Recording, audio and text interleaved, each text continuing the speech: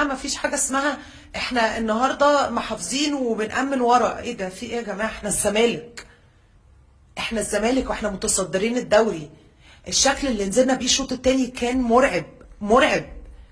فانت ما خسرتش عشان المنافس قوي، انت خسرت عشان انت الحقيقه يعني الفكره والتراجع اللي حصل والدفاع والتأمين اللي ورا ده هو ده اللي خسرك. هو مفيش حاجه اسمها كده. انت بتضغط هجوميا وبتأمن نفسك دفاعيا، لكن مفيش حاجه اسمها انا هأمن بقى واحنا قاعدين ورا هناك ال 45 دقيقه اللي باقيين احنا هنهرج. هو في حاجه اسمها كده اصلا؟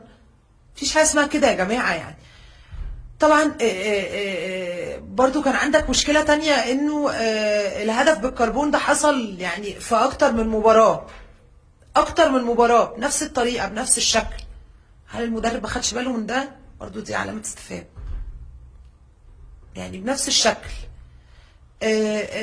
يمكن نكون بناخد قرارات سريعه انفعاليه.